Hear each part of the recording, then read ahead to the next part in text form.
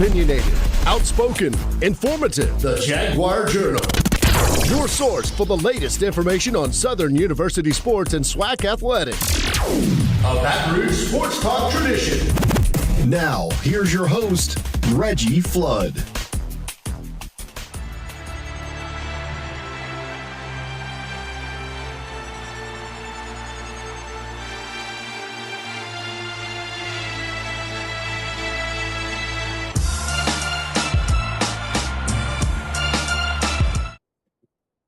(7:11 a.m. bright and early on a Saturday morning. It's the Jaguar Journal. I'm Perry White.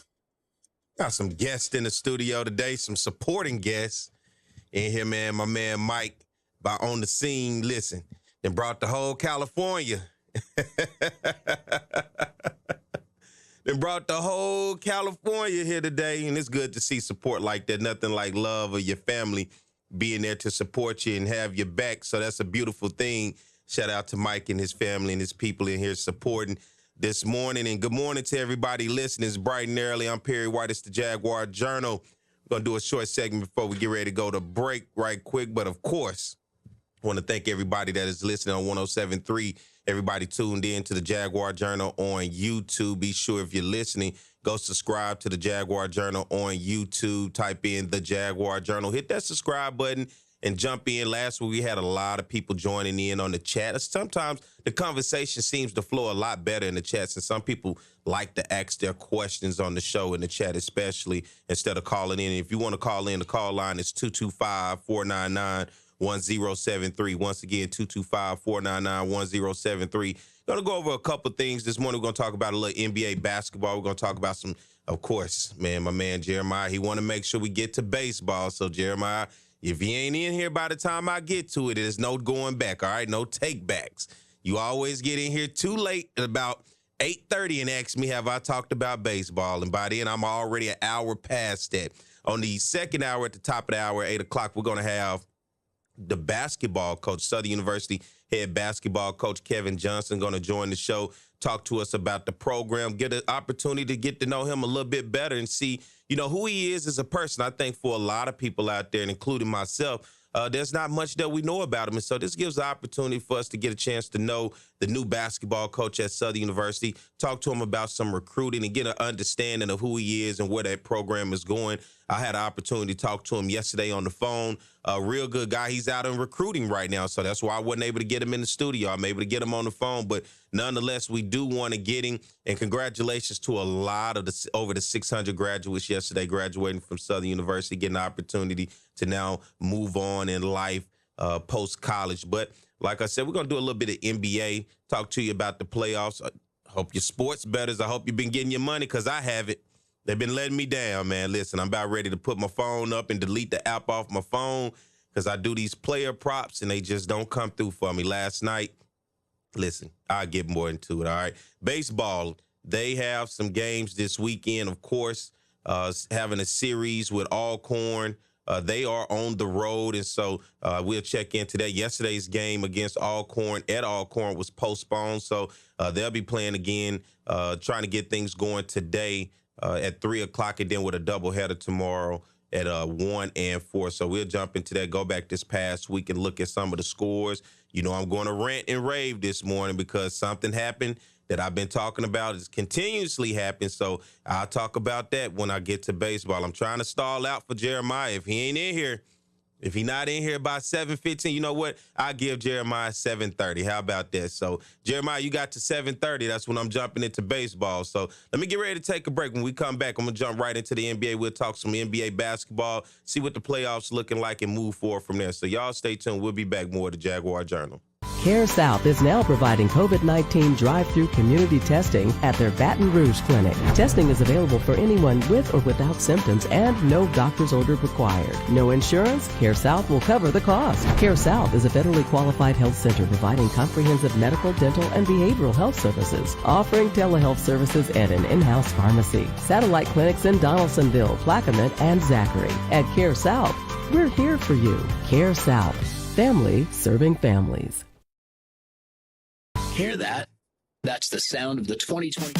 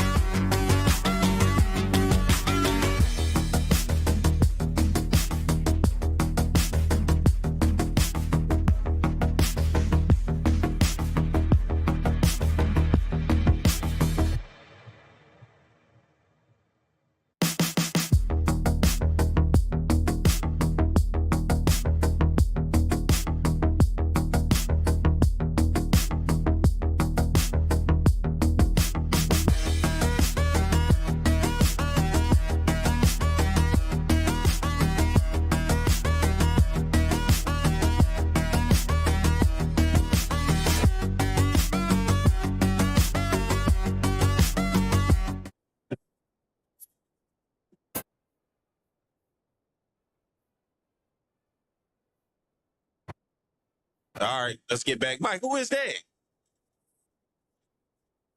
Who? Is it? No. You got to cut that off, Mike. I don't know who that is.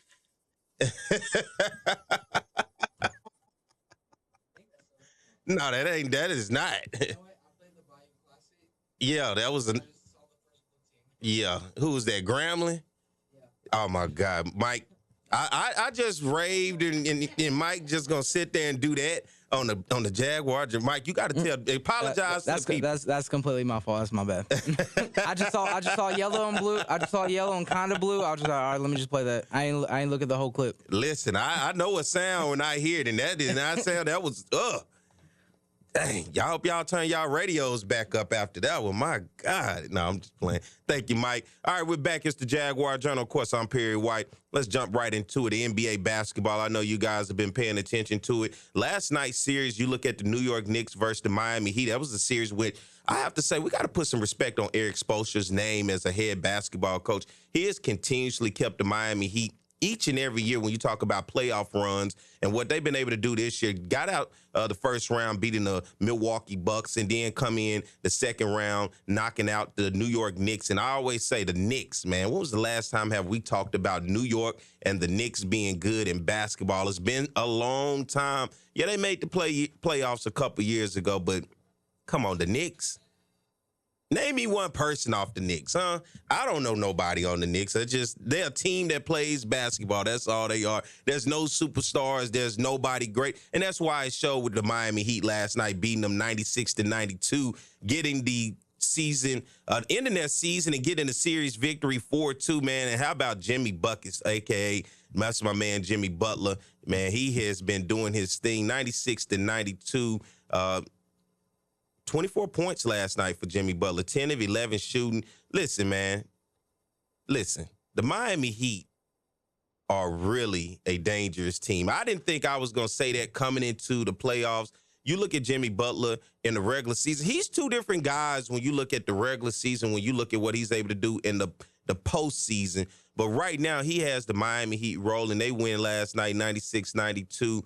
Miami Heat advances on to the Eastern Conference Championship. And, man, I'm excited to see what's going to happen in that.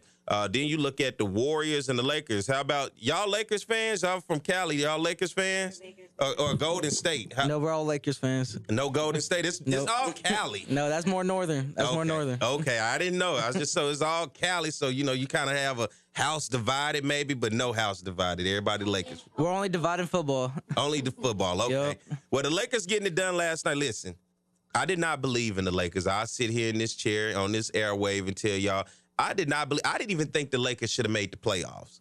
But some type of way, when you got a guy by the name of LeBron James on your team, there's nothing you can never count out when you talk about LeBron and the Lakers. And I was pulling for Golden State because I believe this will probably be the last year that you see Klay Thompson, Draymond Green, Steph Curry, Jordan Poole, all of those guys, Andrew Wiggins.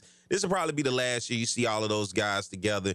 And as I was watching this, I was just like, when the hell did the Lakers just become this NBA championship contender team? And when you knock off the Memphis Grizzlies and then the Golden State Warriors, to me, you have become a NBA championship contending team. And as long as they can keep LeBron James mad, I almost used a bad word. I almost went there with it. I'm not Dylan Brooks, but Dylan Brooks has did something to LeBron James where it's made LeBron on another level.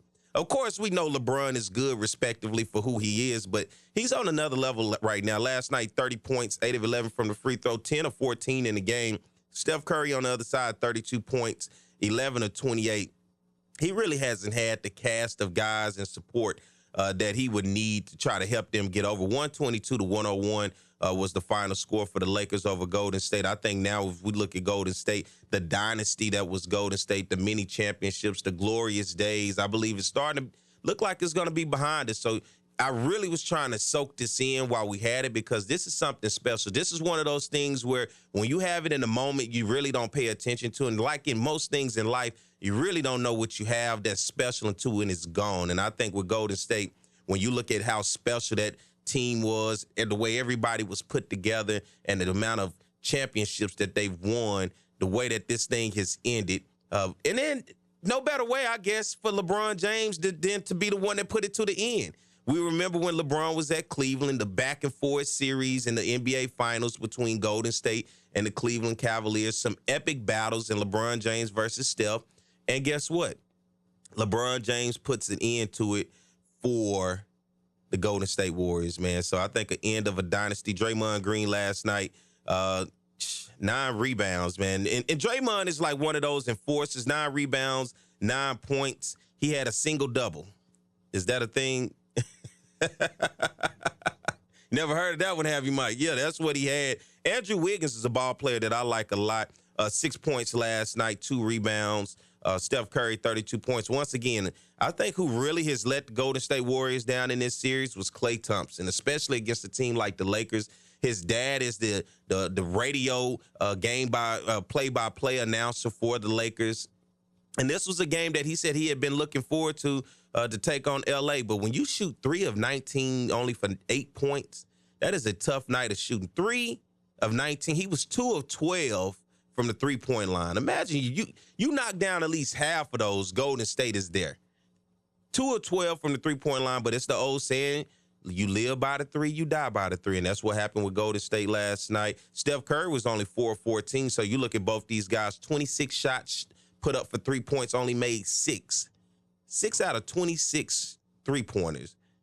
That's literally living by the 3, dying by the 3. You look at the other side, Anthony Davis last night played 40 minutes, 17 points, 20 rebounds. He does what he does. Glad to see him back. LeBron James, 30 points, 9 rebounds, 9 assists.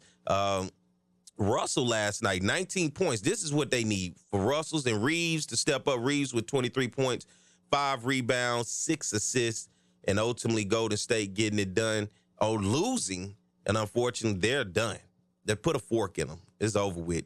The Lakers have moved on in advance, and I'm telling you, I didn't see this one coming at all with the Lakers. And so we move forward. Sunday, this is a game that I think is going down to the wire to the 76ers and the Celtics. I have loved everything about this series. It is tied 3-3 going into Game 7. The 76ers were getting their butt whooped the other night. They battled back, made it a ball game, and then ultimately the Celtics pulled it out, getting it done. You look at Jason Tatum averaging about 30 points a game so far with this season. On the other side, Joel Embiid averaging about 33 points for the 76ers. James Harden has been up and down in his play, but I think what they have to find is that chemistry between James Harden and Joel Embiid on the floor at the same time. Tyrese Maxey is another guy in which in the last game, he stepped up 23 points. He is crucial when you talk about having to get those excess points for the 76ers. And I think he's one of those guys, just like when you look at Klay for Golden State, he's going to kind of live and die by the 3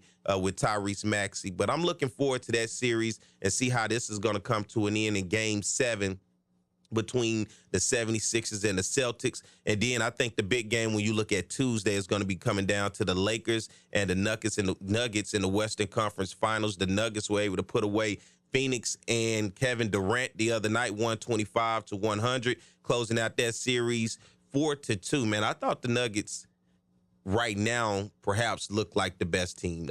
I think if there's a team that's going to push LeBron, this would be the one finally. When you look at the overall team ball, the Nuggets play. When you look at the Nikolai, 32 points. He went 6 of 6 from the free throw line, 13 of 18 from the field, and he really can play, man. He is the reason why when you talk about MVP status, you put his name there. He has been a baller for them. Kevin Durant on the other side, man, when you look at the Phoenix Suns, 23 points in that ball game, 5 rebounds, 5 assists. Then you look at Devin Booker, 12 points. That's who you ought to be circling around, Devin Booker. What happened to Devin Booker in this series?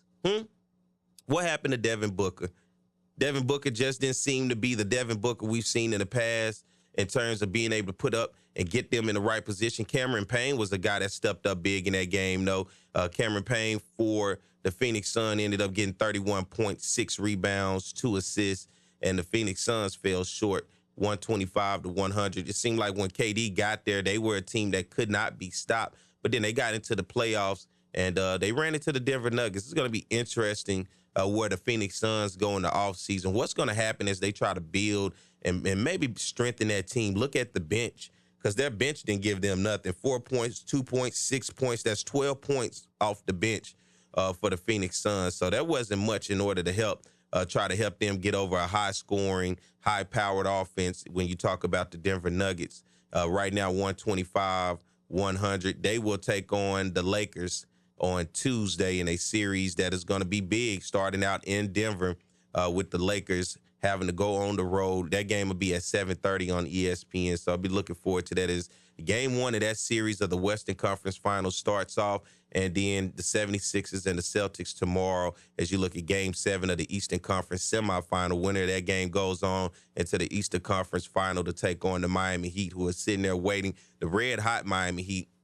And whoever Miami plays out of this series, which I'm probably going to go on the side of the Celtics with this one. You know, I'm not much of a Celtics fan, nor I'm a 76ers fan, but I think when you look at the overall body of work and the firepower that the Celtics has, Jason Tatum, Marcus Smart, and all those guys, Al Horford, man, they've been playing some pretty good ball. Right now, ESPN has the Celtics at a 60.5% favorite over the Philadelphia 76ers in that ball game. So that's enough for the NBA. I didn't even tell you guys about how I've been losing in the sports betting world, man. Fooling with the NBA. These player props, man. Sometimes I feel like it's rigged. I be needing a guy to give me 1 rebound, 1 point, 1 assist, and he just seems to not do it. I don't know what's going on with it, but I had some problems with that this week where I just needed one thing out of a guy, and I don't know. He just laid down on me. So, all right, let's get ready to take a break. Is Jeremiah on there? Because Jeremiah, I'm about to talk about some baseball. So when I come back, we'll talk about some SWAC baseball, and I'll update you guys in terms of what it's looking like. We're coming to an end. The SWAC baseball tournament will be starting here soon. Your Jaguars are on the road today at Alcorn, so we'll talk more about that when I get back on the other side of this break. Y'all stay tuned. We'll be back more with the Jaguar Journal.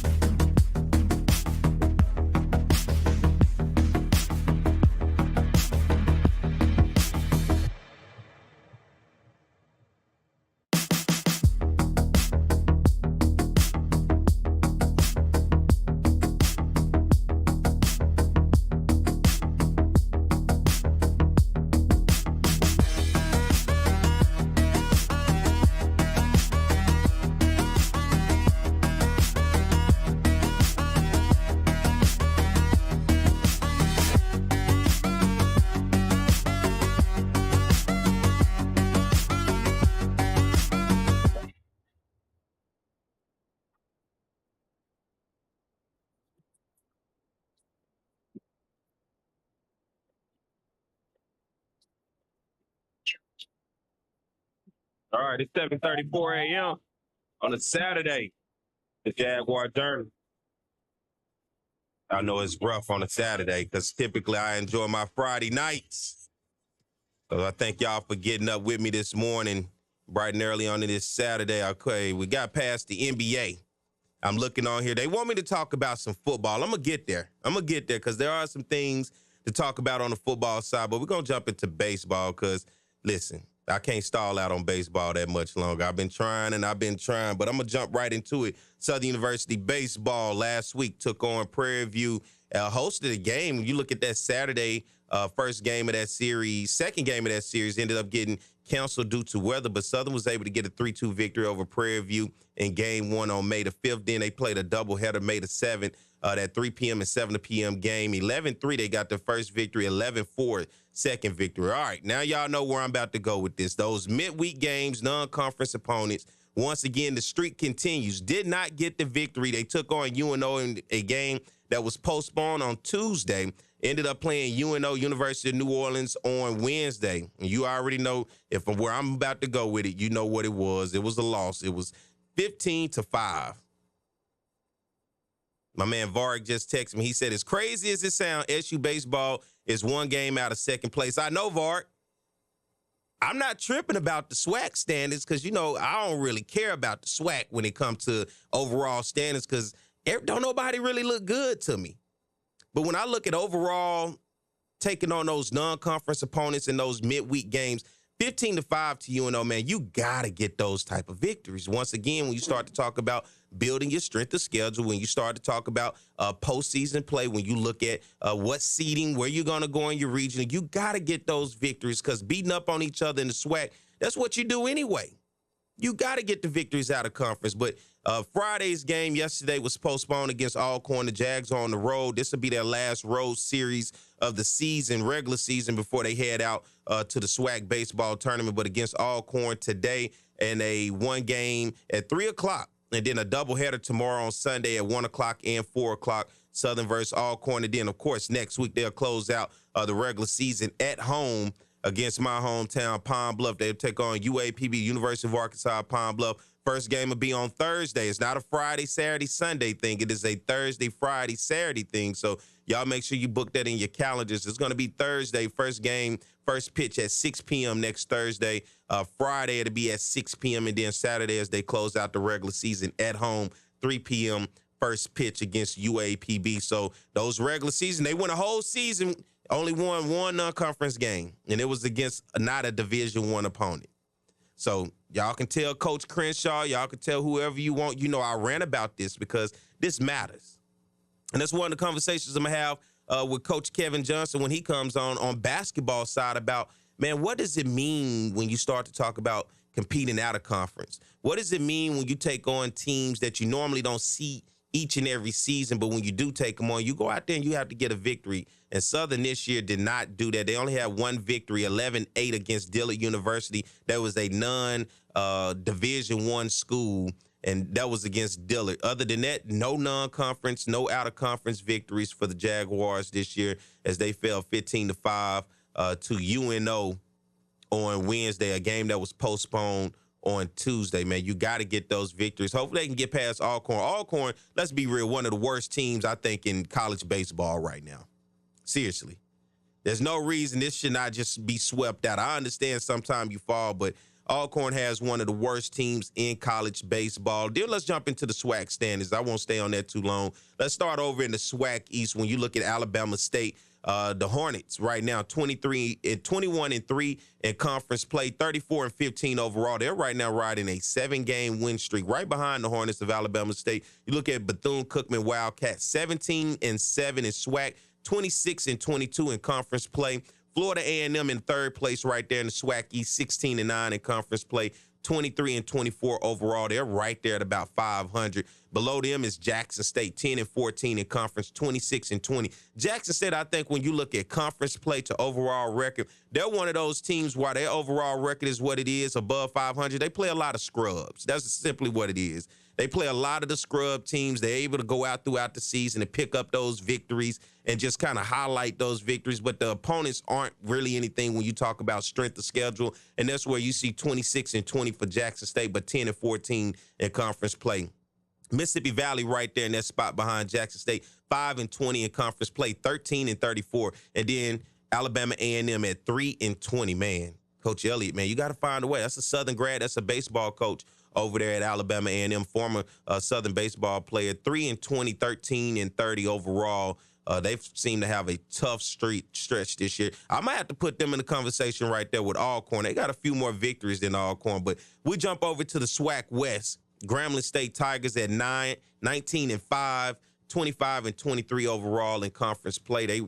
They are in first place right now in the SWAC West. This is what Vark was talking about right here. The second place spot is tricky when you look at Texas Southern and Southern. Texas Southern right now 13-8 in conference play, 28-20 overall, and right behind them is Southern. So depending on how this weekend series, this is a must-win weekend series for Southern. And if they want to get that second place spot, I would suggest that they probably have to get in a position to sweep Alcorn. Don't leave anything out there on the diamond. They're going to have to sweep Alcorn to solidify, to try to put themselves in that second place spot in the SWAC West, as Southern currently sits 13-9, 20-24 overall in conference play. Right behind them is Prairie View at 13-9 as well. So you got that second, third, and fourth place spot. It's kind of, it can go any kind of way depending on whatever the series look like this weekend. As you got Texas Southern, and Prairie View right there. Prairie View 13-9, 18-31 overall. Southern did get the series last week over Prairie View. Behind them, Pine Bluff, my man Coach Carlos up there in Pine Bluff, 9-16. Man, I don't know what they're going to do with you, Carlos. This might be your last one. I hate to say that, but, man, you look on the backside of the past couple years of where Pine Bluff has been. They've been competitive, but they have not been able to pull out games. 9-16 in conference play, 17-28 overall as a team. And then the team that I think is the worst team in college baseball, and y'all can argue with me. I'm sure some Alcorn fans are listening. But when you 3-21 and you 6-37 overall, I don't know what it's baseball. You'll win a few games, but come on, man. 3-21 in conference play, 6-37 overall for the Braves of Alcorn State. That's Southern's opponent today on the road. So Southern should be able to close that out. I hope they do. Coach Crenshaw, I'm pulling for you, dog. You know, I am critical of you because of those non-conference games, and that's part of it. You know, it is what it is. Love or hate it, that's part of it. But you can't go a whole season without beating a Division I opponent that's not a HBCU. That's just for me. You can't do that. You have to go through the season. I'll be okay with one. I'll settle. I'll give you one. Just give me a Nichols, a McNeese, come through with an upset of UL or a Northwestern State, beat a South Alabama, somebody. Incarnate Word, somebody. You play, let's go through it. Let me show y'all. Let me just make it plain and simple for you. All right, the Southern Jaguars start the season off with Jackson State, Grambling, and Texas Southern over in Houston. They were able to get those victories. They took on the number one team in the nation coming out of that Houston game, and LSU losing 18-4. Then they lost to Florida A&M, Alabama State before they got back on track with Alabama A&M. This game, McNeese State, at home, you lose 10-3. Then you go to the South Alabama Invitational. You take on the University of Iowa. You lose 20-8. You take on Pepperdine University. You lose 16-0. Then you take on the host team of the tournament, the University of South Alabama, who, of course, they're the Jaguars as well. You lose 8-3. Then you go on the road. You take on UNO. You lose a close one, 10-9. Then you take on Incarnate Word in a 3-game series, 6-5, 11-4, 12-2. You take on the University of Houston. You lose 16-7. You got McNeese again. This time you're on the road at Lake Charles. You lose 12-5. You take on South Alabama again, a team who you went to their invitational. In 7 innings, you lose 13-0. The game against Mississippi State was canceled ultimately. Thank you. Dillard University, non-conference opponent, non-Division I opponent. You win 11-8. You take on the road the University of Louisiana, the Raging Cajuns. You lose 10-5. And then the series, as you get past Prairie View, you get UNO on Tuesday postponed, and then you lose 15-5 against UNO on Wednesday. That's what I'm saying. I'm not going to go through the conference play because, of course, I know the conference play, especially if you're battling for the second, third, and fourth spot. But you got to get those non-conference victories, those midweek victories. If it's not one or two, give me one, please. That's against a Division I opponent. And Jeremiah, if you missed this segment, man, you just going to have to go back and rewatch it then, because I didn't try to do it as long as I could for you, man. But, of course, the Jaguars on the road today, taking on Alcorn State, 3 o'clock first pitch today. Tomorrow, doubleheader because the game yesterday was postponed. Doubleheader tomorrow, first pitch, 1 o'clock and 4 o'clock against the Braves before the Jaguars close out the regular season next week. No midweek games this week. So you won't hear me ranting raving next week.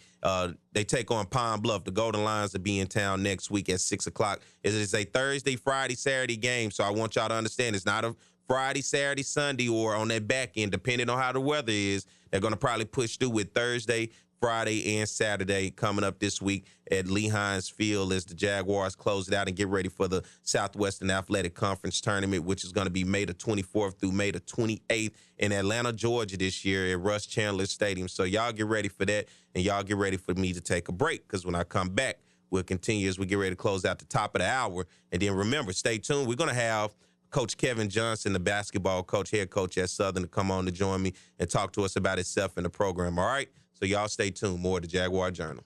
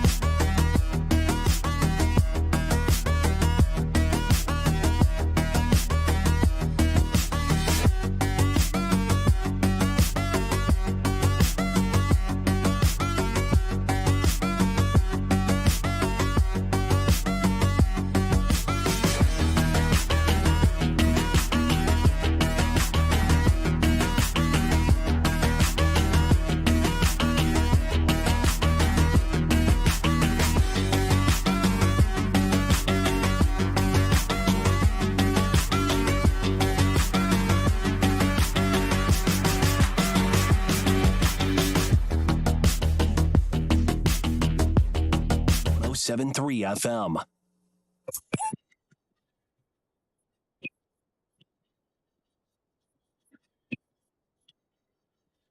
All right, Jaguar Journal, we're back. I'm Perry White. Keep this thing rolling. I see in the chat they want me to talk about some football, of course.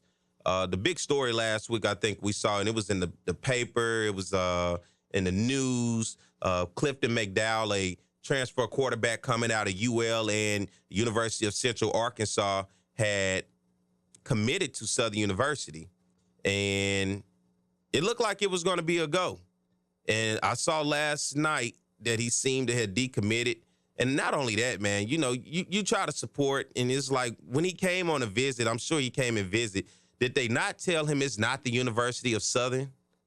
You know, I saw him in his speech. He was saying, you know, I want to thank everybody, thank the offers at the University of Southern. Man, come on, man. We got, if we're going to bring him in, we got to at least tell him what it is. It's Southern University. It ain't the University of Southern. And he got this out there, and, you know, but he decommitted. I believe what the report says, he's probably going to be a guy that's going to head over to Montana. He has some offers, and y'all can call in to 225-499-1073. I know this was a huge topic last week as we began to talk about it, because when you start to look at that quarterback room at one time, I think if you added Clifton McDowell, the quarterback room was at about 6 or 7 guys right now. When you talk about the 2 freshmen that are coming in the fall, you look at who's already on the roster. Chris Tucker from Dallas. You look at not Glenn and Bubba, but Harold Blood. You look at Noah Bawden. And I think a lot of people want to see where is Noah and Harold Blood. But I think for me, when you look at going out getting this many guys in the quarterback room, you kind of already telling me who's in place right now is not who you want. And this kind of seems to be a position for Eric Dooley to try to find somebody in the transfer portal, like a lot of coaches are doing, to plug and play a quarterback in a position to be successful. And right now he's looking for a guy mostly that is a scrambler. Not much of a pocket presence, maybe a guy that can sling it around a little bit, but a guy that can bail himself out in terms of using his legs. And this is the part when I look at right now, where are we going to go?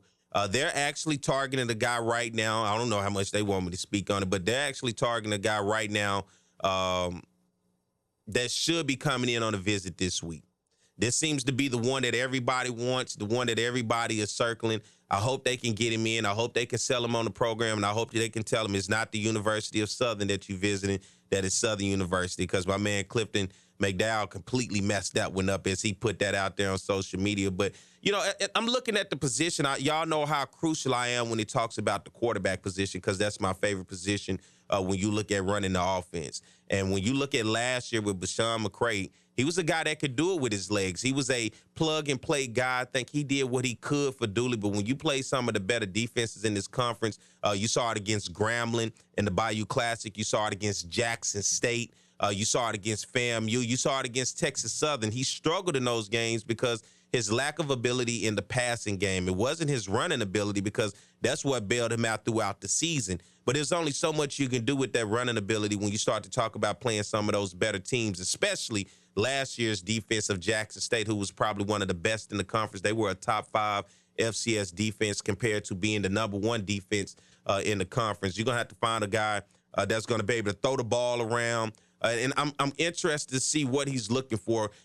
To be honest, at the spring game, I was not impressed with any of the quarterbacks, so I can understand why he's in the transfer portal looking for a guy. And to be honest, in Perry's perfect world, what I would do and how I would do it, Southern to be running a Wildcat this year. And I've been saying this over and over. With that running back room, with a guy like Kobe Dillon, who is so dynamic, he's a former quarterback, won a state championship as a quarterback. Transferred, came into the program, and ultimately moved over to running back. But that's me. You know, I got this video game mindset, and sometimes I have to get out of it and realize reality. But that running back room right now with the quarterbacks that's in place, man, I wouldn't trust none of them for a whole season. That's just my personal opinion. You can like it, love it, hate it. You know, it is what it is. We all entitled to our own opinion. But I was not impressed. I think what you had out of those guys were game managers. But I think when you look at Eric Dooley, when it comes to his quarterbacks, he's not looking for game managers. He's not. He's not looking for a game manager at all. He's looking for a guy that's going to take over a game and put himself in position just like you saw Devontae Kincaid at Grambling. You saw with Ben Anderson at UAPB. And he was trying to find it at Prairie View. He had a guy by the name of Jalen Morton, if you can go back at Prairie View and remember, put up some huge numbers. He was a guy that can throw. He was a guy that can run. He tried to find it with Jawan Pass on the back end. Jawan Pass wasn't quite a mobile guy. Jawan Pass got exposed against that defense, Jackson State, especially in that SWAC championship game. The O-line is going to be a good question, too, in terms of what's going to happen with Southern in terms of the offensive line, because you're going to have to be able to protect the quarterback, and you're going to have to be able to open up those lanes for the running back. And that's going to ultimately put life into these receivers. But I know Chris still waiting on his apology. Chris, you ain't going to get it. And I think when you look at the quarterback room right now, you bring in Willie Tyden, who's supposed to be the quarterback whisperer for this team, is a guy that has years of experience, of course, a record breaker himself up at Mississippi Valley. He played with Jerry Rice. You heard about those two guys years ago, the way that they did it. But this is interesting because now Clifton McDowell is out the fold. He's decommitting. He's moved on. Where are we going to go from here? This offense still has a lot of questions. I think Coach Dooley, as the offensive coordinator, still has a lot of questions. It rubbed a lot of people the wrong way last year, seeing how the season went. You know, you can't deny we still made it to a championship, but I think most importantly, it was the performance that you saw in the championship. And when you finally saw Glendon Bubba McDaniel get the opportunity, you saw what he was capable of doing. And a lot of people thought, well, maybe he could have been capable the entire season had we only given him a chance. And it didn't seem like we was force-feeding Bashawn McCray to put him in a position. And what I don't want is where we put one of these guys in a position and the Jaguar Nation turn on them. I think ultimately when they asked Bashawn McCray to move to another position, basically to play wide receiver, the season went the way that it did so much that it turned people against him.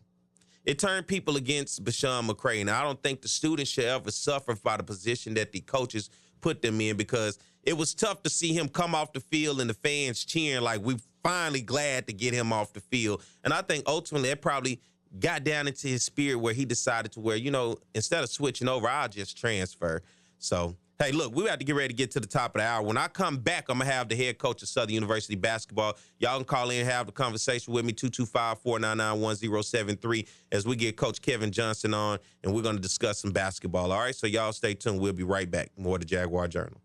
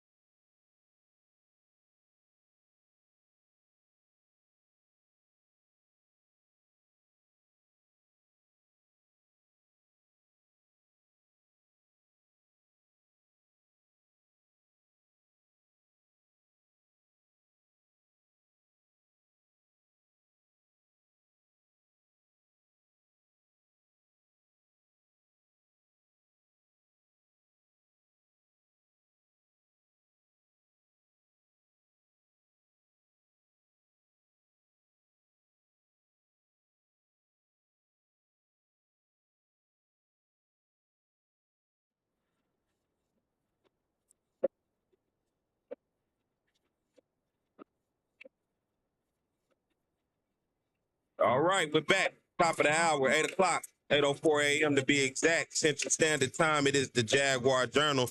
Thank everybody for tuning in on the Jaguar Journal YouTube channel. Get those likes up, hit the like button, and I see the conversation is going all over the place in terms of the quarterback position at Southern University. All right, thank everybody that's listening out there on 107.3 FM, and it got a very special guest. His first time here on the Jaguar Journal, and so I'm very elated to welcome him to the show for the first time. Southern University head basketball coach, my man Kevin Johnson. Good morning, Coach. Good morning, Perry. Glad to be here. Hey, man, your first time on. Welcome. Trust me, it's good to be here. Always up early on a Saturday morning, and nothing better to do early in the morning than talk about Jaguar basketball. You know, I had talked to you yesterday to see if you can come on. I said, man, it's 7 o'clock, 8 o'clock too early for you. You say, well, not really, man. I kind of already be up. So I got to make sure 7 o'clock, 8 o'clock on a Saturday, that's typically people's time where they probably get up mostly early throughout the week and they try to sleep in on their weekend. So I don't really like to disturb people peace on the weekend because I got to be up. I'm up every Saturday. So I'm glad that you're already up, man, to join me this morning. Yeah, glad to be here, man. All right, let's jump into it. You just recently named basketball coach, head coach at Southern University. You take over for Coach Sean Woods, who ran the program, and now it is under your helm. And for you, let's start first. Who is Coach Kevin Johnson for a lot of people out there who may not know or familiar with you? Yeah, Kevin Johnson is first of all, a Louisiana guy. I was born and raised in a small town, South Louisiana, Morgan City. And basketball made a way for me. I went to college on a basketball scholarship to University Texas Pan American and played for Hall of Fame coach Lon Crew. And that's where my interest in coaching basketball started. And, the NBA didn't come calling like most guys think after I finished my college career. So the next best thing for me was to coach. And so this will be my 29th year in Division I basketball. I've coached 4 years of high school in Texas. And then I did 2 years as a player coach, coaching in England for a brief stint. But this is what I do, man. This is what I do. And it's a tremendous responsibility to be in a position to lead young men. And it's something that excites me every day. Let's go back to your basketball pedigree when you talk about getting to the coaching profession, especially around here in Louisiana. Give some backstory in terms of some of the stops you've had along your career. My last head coaching stop, I was the head coach at Centenary when they were Division I in Shreveport, Louisiana. I was an assistant coach at Louisiana Tech and was able to coach Paul Millsap. Had a tremendous professional career. I did 3 years at Nicholls State, 9 at Louisiana Lafayette, where I recruited and coached Elfrid Payton, Sean Long, Frank Bartley, Bryce Washington, Jonathan Stowe. And then my most recent stop was I spent the last 4 years at Tulane University and helping Ron Hunter revive that program. And this opportunity came, and, boy, I tell you, God's timing is always perfect. You know, as you look at this program, on the outside looking in before you got here, but I'll be real with you, for the Jaguar Nation, a lot of Jaguar fans, the past couple of years under Sean Woods has been a letdown. You're talking about strong starts, but bad finishes. Getting into the SWAC tournament, losing early, starting SWAC play, coming in as the number 1 team. By the time you're done of SWAC regular season, you barely making, or you just kind of stumbling along the way of falling out of that first place in the top spot. For you on the outside looking in before you got into this program, what did you see this program looking like?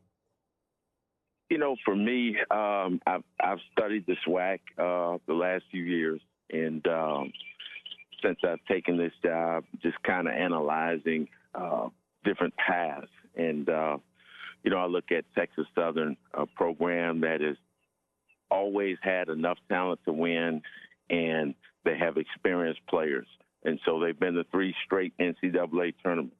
And then I look at a program like Alcorn, who from top to bottom probably is the hardest playing team in the league. And so what it made me want to focus on can I build a team that has a combination of those two? Can we get talent level to be elite in this league? Can we put a team on the floor that plays as hard as the hardest trained team in the league? And I'm confident that we can do that. But, season's a marathon. There's no championships won in December and January. So as part of the planning process, we've got to try to plan to play our best basketball towards the end of the year. And I've been around some coaches that are, to be honest with you, are really good at doing that. So I'm excited for this opportunity.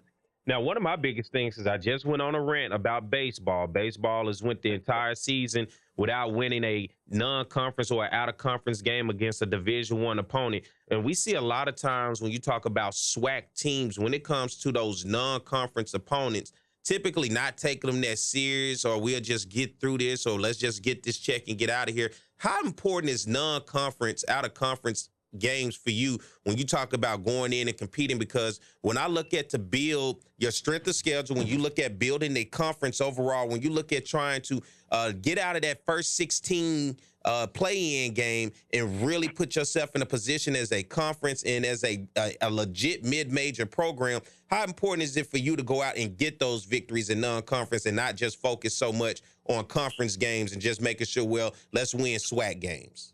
Yeah, well, you want to win every game you play in. It's just not realistic that you do so. But my attitude is I want to play against some of the best programs in the country, and I want to use that as preparation, for conference play. And again, the secret is building a team that's playing their best basketball in February and March. I understand totally. Let's look at your game plan. Let's look at the program. It is now yours. Let's look at the structure. Let's go after what is recruiting like for Coach Kevin Johnson now here at Southern University as you begin to branch out and find that talent that you want here at the university. Well, today is day 46 on the job for me, and we have added 6 players in a combination of guys. We've added from the junior college ranks, Terrion Joseph, Scotlandville native, actually led junior college in scoring last year. We've added Tejan Dumasi, 6'4" point guard, who's originally from France, was a heck of a player at Lee College in Baytown last year. And then we've gone to the portal, and we've added guys like Derek Tizano, who is Louisiana homegrown from Melville, who spent the last couple of years at Stephen F. Austin. And Brandon Davis is a graduate transfer who played last year at Texas State from East St. John. So we've added a combination of guys and only one high school player in Delane Mouillon, a 6'8" forward who played at Grace Christian in Mississippi. So we really wanted to try to get some guys who had experience, Division I experience or junior college experience, to come in here and add to the pieces that were remaining so that we can hit the ground running. And what are you looking for out of your team when you talk about offensive and defensive strategies and what you'll see on the court with you? Well, first of all, I'm looking for a team that's going to play extremely hard. We want to fight for loose balls. We want to be gritty. We want to be a very good rebounding team. We want to be a good defensive team. Even though I've coached the matchup zone the last 4 years, primarily going to be a man-to-man team, and junk it up occasionally for situations. But on offense, I mean, if you look at the game of basketball, about every few years there's new trends, and the hottest thing going now is 5 out, guys playing in space. But I want a team that shares the ball. I want a team that enjoys sharing the ball and not concerned about who took the shot, but just concerned that we made it. And so if we can combine those philosophies offensively and defensively, I think we'll be fun to watch and we'll have a winning team. You able to talk to us about your staff and who you assembled to help you along this journey? Yes. Jethro Hillman is going to remain. He's someone that I've known a long time. Actually, when Roman Banks was in the head coaching position and he had a vacancy, he asked me if I could recommend someone, and I recommended Jet. And he came in, and he did a tremendous job for Coach Banks. And so he's going to remain. I've hired Rashard Richardson, who worked with me for a couple of years at Tulane and is coming to us from Middle Tennessee. Young brother's talented, man. He's got some good recruiting ties, South Carolina, Georgia, and he's also spent some time in the junior college ranks, and excited about him. John Tavel, who directed our scouting at Tulane, is also coming in with me, and he's going to do the same thing for me here at Southern. And then I'm hoping to add another veteran coach here in the next few weeks, and then that will complete our staff, and we'll be ready to get to it. Sound like you guys are ready to hit the ground, ready to run, and I'm always going to direct you up there to Arkansas, man. To them Pine Bluff High Zebras. Everybody know with this show, I always make sure I try to get some kids from up there down this way. They just won the 6A state championship this year. So, man, they got some ballers up that way if you know something about Arkansas. A lot of talent in Arkansas, and that's a state that I have recruited in the past. And most recently, Kevin Cross, one of our top 3 players at Tulane the last couple of years, is Little Rock native. So I'm going to be in Arkansas. So I may need a little help guiding me up that way, but I want to be in Arkansas. Well, you got my number, man. Look, I'm going to help guide you in whatever way you need to go and guide you to some good food, too, because that's a part of that recruiting trip. You got to get some good food when you're out there on the road. Absolutely. As you start to move forward, what are the immediate needs that you think you need for this program that you will reach out and ask the Jaguar Nation and loyal fans and supporters to realize why it's important to invest back into this program to help you improve? Because it comes down to more than just making baskets and calling timeouts, but it's the investment back into this program. We see it on the football side with the locker room improvement and everything else. But for basketball, what are your immediate needs that people need to know so you can address those with their help? Well, 2 things really jump out at me. Number one is the support. And I know 2 years ago, Southern led the SWAC in basketball attendance. I really would like to grow that even more. I really want the Mini Dome to be a tremendous home court advantage.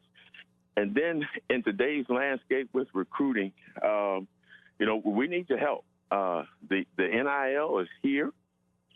It's important.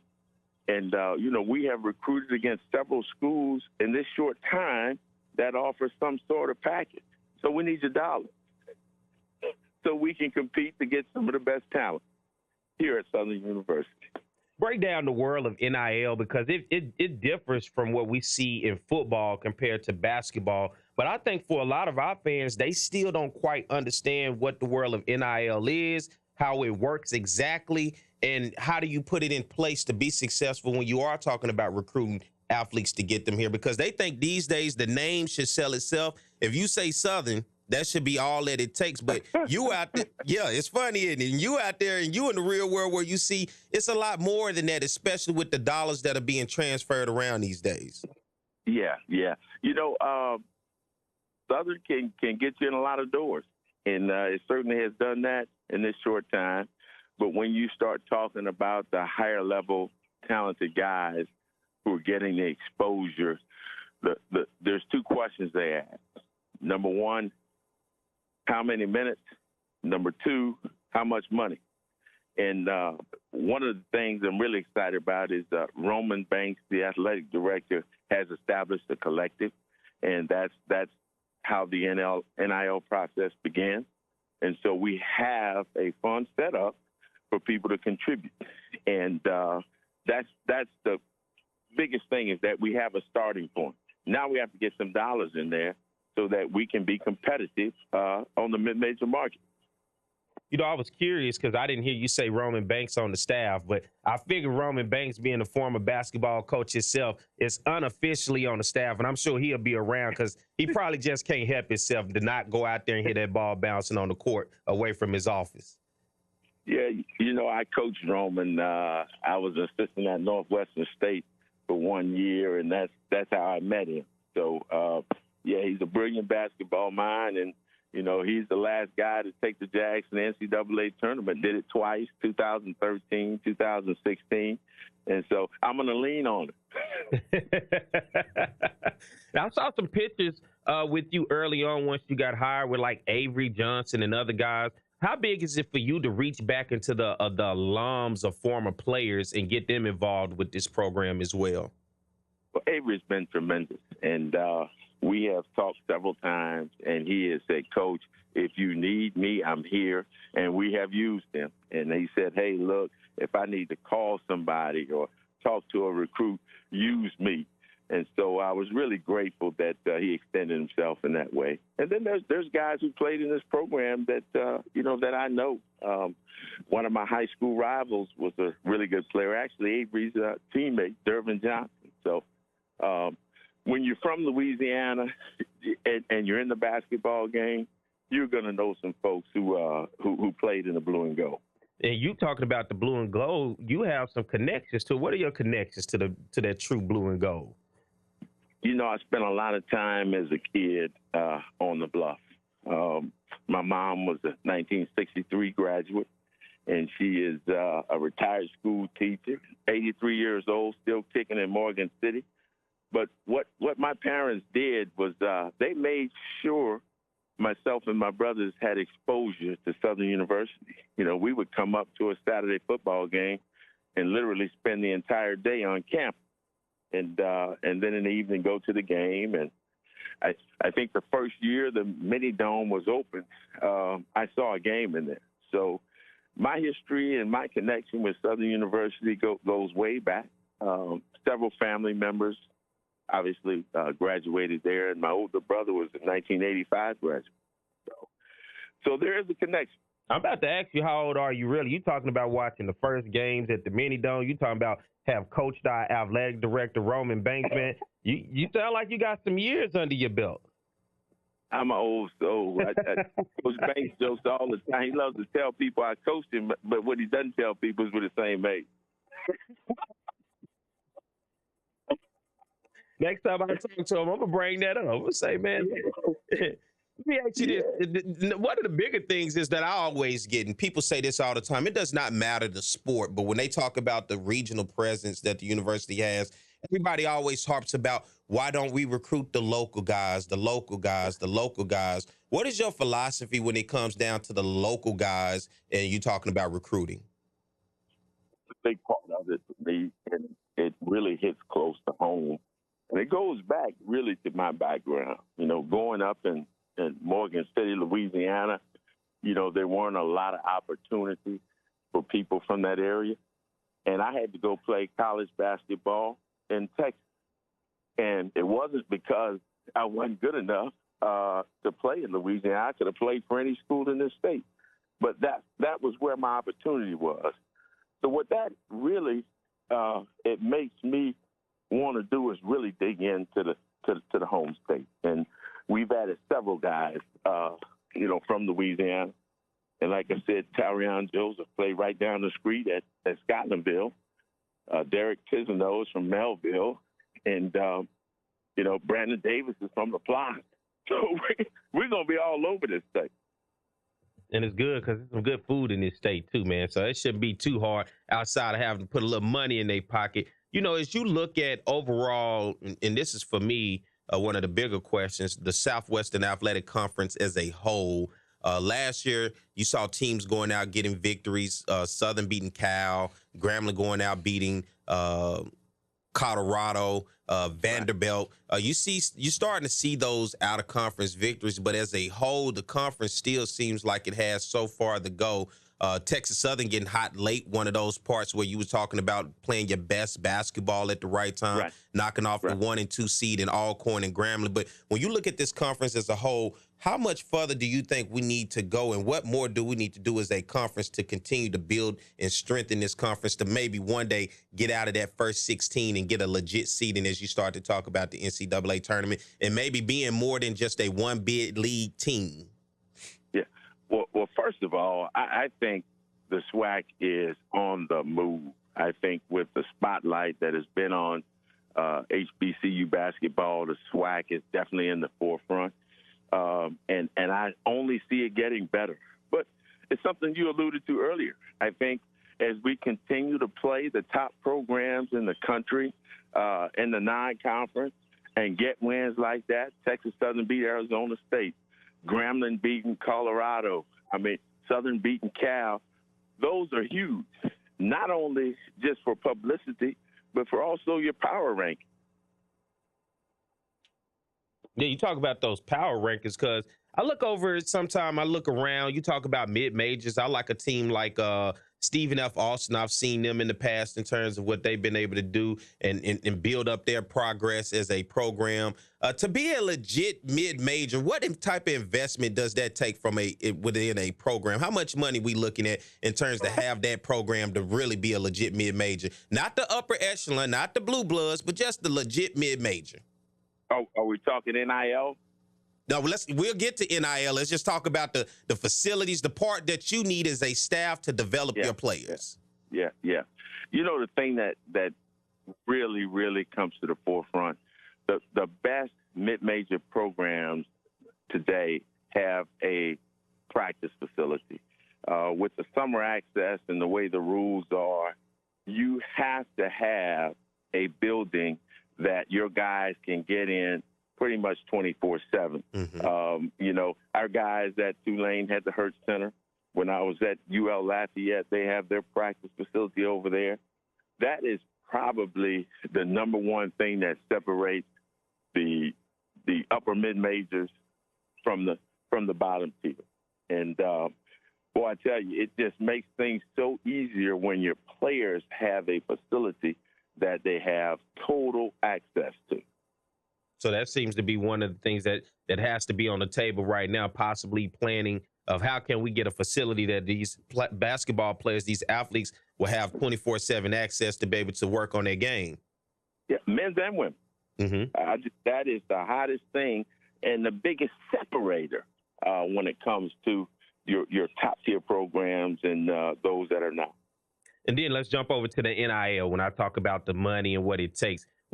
Realistically, what are you looking at in terms of NIL to make yourself a legit mid-major these days? You know, there's all kinds of numbers out there, and what's hard to determine is what's real and what's not. Mm-hmm. Several of the young men that I coached last year were offered six-figure deals, individual six-figure deals to transfer. To mid-major? Yes. Mm. Dang. You know, I don't know if, we ever want to be in that game, but trust me, to be able to help these young men and for them to be able to benefit from this, I want to be able to be a part of that.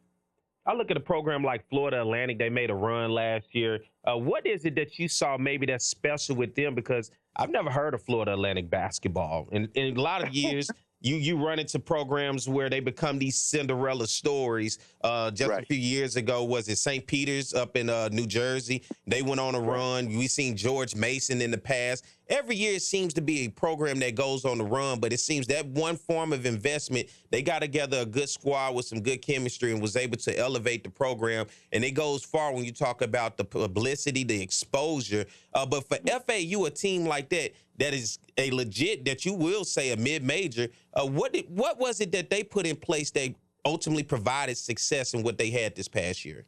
I tell you, they had a great formula. If you look at their talent level, they did a tremendous job evaluating and recruiting. One of the best players on that team, I wanted to sign at Tulane. My boss didn't want him. Right down the road in Mississippi, Elijah Martin. And he was a young man who didn't have a lot of offers coming out of high school.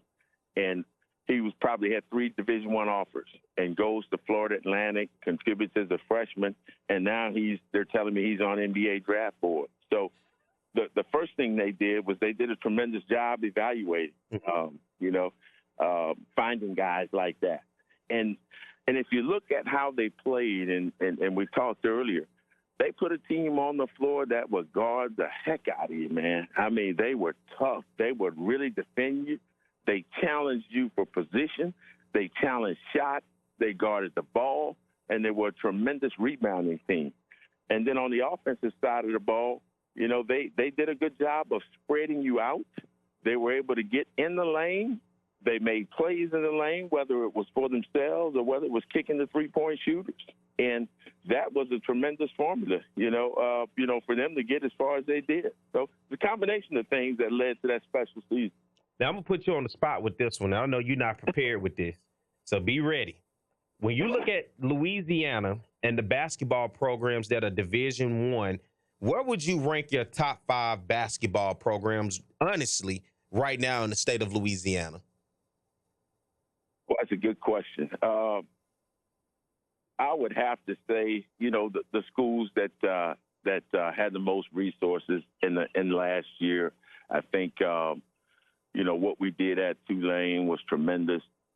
Taking over that program that was underground, really, and finishing third in the American, which is a tough league. Yeah, Houston's in that league, isn't it? Yeah, Houston was a team that was number 1 in the country for most of the year. Mm-hmm. And so that was a tough league. Right down the road, Louisiana Lafayette made it to the NCAA tournament and unfortunately got beat by Tennessee in the first round. I think that program is on a high level. And those 2 programs right now, I know LSU had a tough year last year. They'll probably get that thing going just because of the league that they're in. But we want to be right up there with those teams. We want to be a team that gets into the NCAA tournament consistently. So you thinking right now probably the 2 best programs in the state of Louisiana would be Tulane, UL. And sometimes it's kind of hard to judge. I'm just using this based off of last year. Mm-hmm. Sometimes it's hard to judge because both of those programs have had some attrition. They've graduated some kids and they've lost some due to transfer. Will you be big in terms of playing in-state teams like that over and over in terms of to build up your regional presence and trying to get those victories over those teams within state? I'd like to. I think it's important to play in-state schools. We'd like to have a few rivalries. I know Southeastern Louisiana has been on the schedule quite a bit here in the recent future, and they're on the schedule for next year. So, but I would like to play more. I would like to play more in-state schools and, hopefully get a chance to play across town at some point. That's what I was going to ask you, because last year we saw for the first time ever Southern and LSU playing in football, and we saw how big it was for the community, how many people came out, and what it really did for the brands. But to see it in basketball, that's something I would like to see home and home. We go over there, because that's one thing about basketball. We can go to you can come to us, and I think that would be big. Well, hopefully we can get some conversations going in that area. I would love to do it. The University of Arizona is coming playing the Mini Dome this year. So if it's good enough for Arizona, it's good enough for across town. Yeah, my boy Garrett Edgerson, man, his brother Eugene. You know about Eugene coming out of St. Aug down in New Orleans. He hooped up there in Arizona. Yeah, Eugene was a great player. Played at Arizona from St. Aug, and I think Eugene had a brief stint with the Globetrotters. Yeah, he did, man. And we try to see if we can get him to that Southern Arizona game out here in Baton Rouge, man, see if he's willing to take some time out of his schedule. Overall for you, man, as you out in recruiting, what is the world of recruiting? Where are you headed these days as you try to get some more guys into this program? Not in a live period right now, but we are really open to a lot of different things. That's one of the things I like to do to start the day is to talk to my staff, and I want to know who have we talked to yesterday, who is interested in Southern University yesterday. And after I get off this call, that's what I'm going to do next. So recruiting never stops. And so you never know where that next one might come from. So, but you have to be in that game.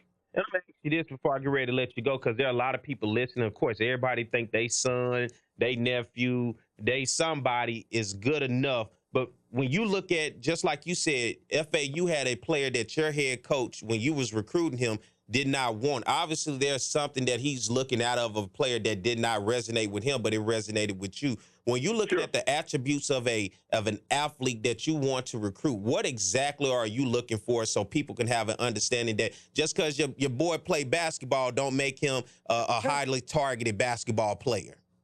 Yeah, you know, one of the first things I look at is I want to see a kid who plays hard, who plays tough, and then after that, I'm looking for some elite skill that translates from whatever level they're on to Division I. And I know that's kind of vague in general, but that's where it starts for me. You know, if I hear about a kid that's talented and I go see him, he doesn't play very hard, and he's not very motivated, it doesn't really excite me. Mm-hmm. Now, does his height play a part in that? Do you have a problem with a short guy? No.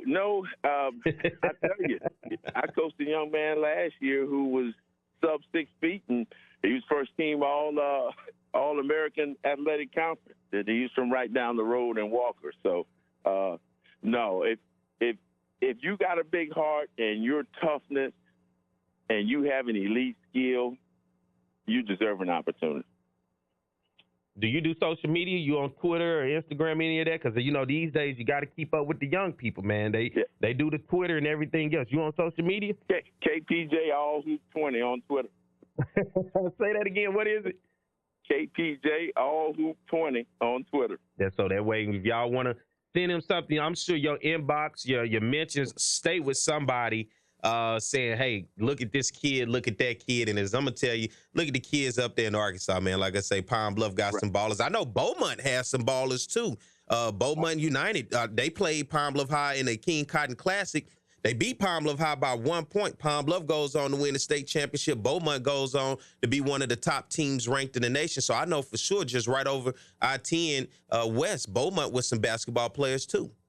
Just a short drive. There's enough players around where, you know, just you can go from New Orleans to Houston on I-10, and there's players.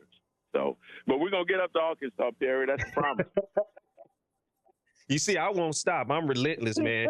I'll make sure, because I just like to see kids get an opportunity to leave somewhere, go somewhere, get a education, use their God-gifted ability to be able to better their lives, a quality of life, and get an opportunity to do some things and see the world. And one thing about sports and anything like that, it gives you an opportunity to see the world, and most importantly, get a chance to travel, be exposed to things, and get some structure to be taught how to be able to become a productive citizen in society. Typically, when you get guys like yourself, the head coaches that are father figures, that'll teach you some things that ultimately sometimes you may not get at home. And that has to be big for you in terms of the development and the motivational side to develop a young man who may comes in young, immature, never been nowhere, haven't seen much, but by the time he leaves that program, he's a man ready to go off into the world to be productive into society, whether it's to play professional ball or going out just getting his 9 to 5 or being an entrepreneur.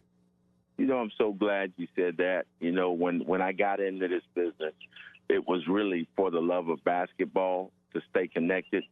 But the longer I've been in this business, I know what my why is. It's to help guide young men, to help lead young men, to help mentor young men. That's my why, you know. And so as long as God gives me the ability to do that, I'm going to keep pushing. Hey, I like to hear that, man. And I think at the end of the day, that's what it's all about, being able to put guys in positions, man. And right now, you're in a position, you're in the big seat.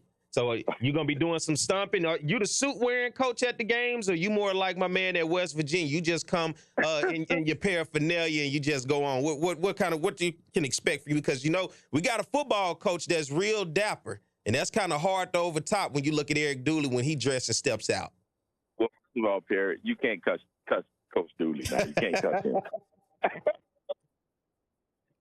But, you know, it's interesting. I'm waiting for the landscape of basketball to flip and kind of go back. I know with COVID, we got away from the suits, but I don't mind. I don't mind if we flip and go back that way. So a combination, I'm cool with that. Man, how much do you guys spend on suits, man? Because, you know, sometimes you don't want somebody to see you in that same suit so often. So you just got a closet. I never understood how that worked, because, you know, we have this thing where you wear something a couple times, you really don't want people to see you in it that much, especially when you're in a public light. So when you're a basketball coach and you got to have these suits, especially those that's on TV, man, what is the suit budget like? You know, I don't know, Perry, but I would tell you this. I'm not one of those guys that's worried about being seen in the same suit twice, because I'm going to tell you right now, if I win in it, I'm probably going to wear it again the next game. You believe in the superstition thing? If it works, that's what I'm going to roll with? Yeah. You know, hey, whatever it takes. Hey, I like that, man. Coach Kevin Johnson, I want to appreciate you. I do appreciate you for coming on this morning, man, and having a conversation. I think it was much needed. A lot of people didn't quite know who you were. It was an unfamiliar name. And when you talk about Southern, there was so many names thrown out there. And then when they named you, it was kind of like, okay, who is this guy? And then to get what's so funny about that? You know, it's funny. You know, having been in this business for just about 30 years, you know, most of the time when the names come out, those are the guys who are not getting the job. You're right about that, because somewhere that it came from, it didn't quite work out, huh? Yeah. So, that typically happens, and so I thought it would be perfect to get you on today, give people an opportunity to hear from you, hear your voice, and get a chance to see what your philosophies are with this program. What are you going after when you talk about recruiting? And I think if they have not listened already, the knowledge that you have in terms of building the program, the necessities that you say you need, and I hope they hear that and that somebody out there realizes why the investment is important back into the program, because you just said to be a legit mid-major, you need a facility to practice and you need some NIL money. And a lot of people think you can just go out there and say, it's Southern University, come on. It's not that easy, because you just said you've lost some guys to six-figure deals. And I'm not going to lie. If I'm a young person and somebody offering me six figures, I'm taking it. I ain't going nowhere just because of the name. And that's the landscape we in these days. It's no longer about the pride and the love because I grew up liking this school or I grew up liking that coach. These days, it's about what you have to offer me so I can have something for myself and my family, because the NBA, the professional rank, is not for everybody, and everybody won't make it there to that 1%. So when you leave from the college ranks, guys are looking to have something in their pockets in order to be able to survive or move off of, especially on the amateur level, from using their talents. You know, the NCAA has created this environment where, you know, players are making that. I mean, if you look at the young man at Gonzaga, Drew Timme, he could have been a first-round pick in last year's draft. He could have been a first-round pick in this year's draft. But this cat has a $1 million NIL deal, man. So, you know, his first NBA contract might not be that much. But he's going to go back to Gonzaga and play another year of college ball. How about that? I would, too, if you offer me $1 million, man. I get to still be on my own schedule, doing my own thing. I would. You know, and I think that'd be big, too, when you start to talk about the Baton Rouge business community. I hope you go out there and you get you some good relationships outside of the norms that we've seen accustomed at Southern to draw in some new business opportunities and deals for these young guys, especially here in Baton Rouge. There's a lot of money in Baton Rouge. You can tell when you look at the other side of town, there's a lot of money in Baton Rouge, and so we're going to have to bring some of that over there to the Bluff. So I hope you can get in some of those rooms and those meetings with that money, man, and make it do what it do. Absolutely. With guys like you putting the word out, that's got to be a great start, Perry. Man, I appreciate you, man, for having me on. No doubt about it. You got my number. I got your number. We'll stay in contact. And you make sure you get up there to Pine Bluff, Arkansas, man. Look, I ain't going to stop. I'm relentless. You make sure you get up there. I'll get you some good food, all right? That's a bet. Thanks again. Thank you, Kevin Johnson. That's Southern University head basketball coach joining us today. Let's get ready to take a break. We done blew through about 2 of them. So let's pay some bills, and we'll be right back, all right?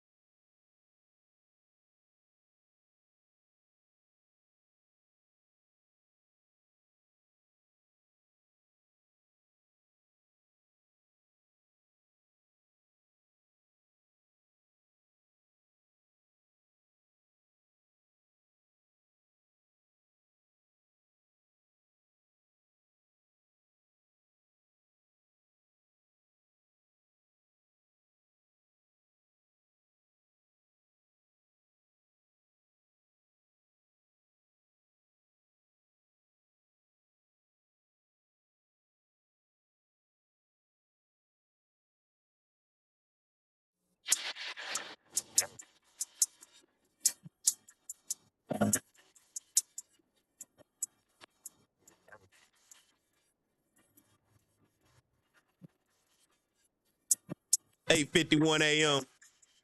Jaguar Journal. A lot of love in the studio this morning. My man Mike and family in the studio this morning. It's good to see the support that Mike's getting, man. I've never seen somebody so happy for somebody, man. I love to see that, man.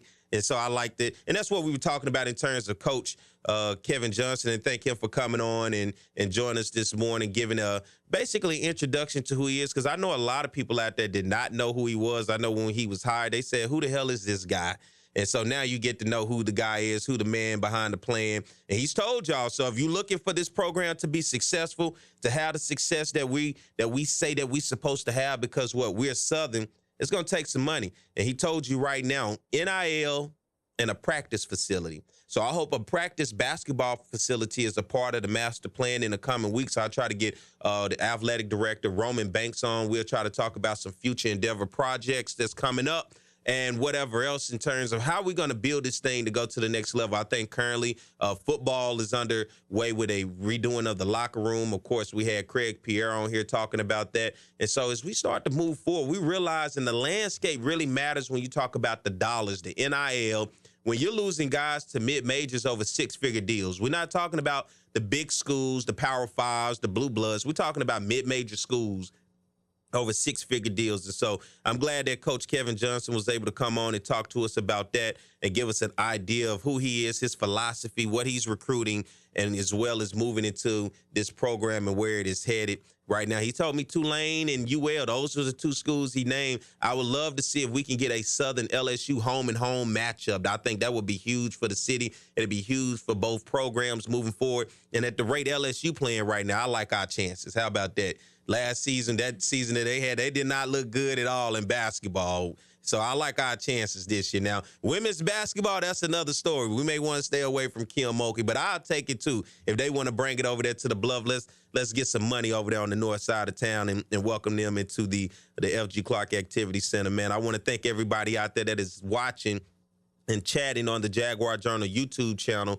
Man, they've been going in today, man. There's been a lot of conversation going in. Good morning to everybody on there. I don't get a chance to talk and say good morning to every name that's on there, so I say good morning to you guys as a whole, getting those likes up, joining in on the conversation, asking questions, and engaging with one another. That's the beautiful thing I like about that chat, the engagement that everybody's able to have, the conversations around the topics, so you're able to do that on there. Be sure to subscribe. Go to the Jaguar Journal YouTube channel. Hit the subscribe button. That way you can see every time we go live, and you can go back and watch any of the episodes of the past. And if you missed it today, you can be able to push it forward for people to get a chance to hear who Coach Kevin Johnson is and what he has in store for this program and any of the past previous shows. If we've had special guests, try to continue and keep it going next week. Try to get somebody in for you. I want to say shout out to everybody that's listening, our loyal listeners of 20 years, 1 year, this could be your first show.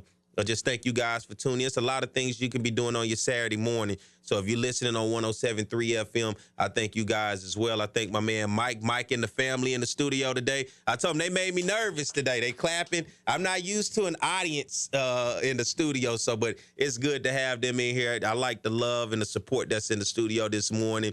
And my man CJ, Chris, I ain't hear from you today. So it must be a good day. You wasn't ticked off about nothing today. You didn't feel like I thought you were going to call in about the quarterback situation, but it's all good. And that's something we're going to be watching as the weeks unfold, the quarterback situation at Southern, the offers and everything else that's coming in.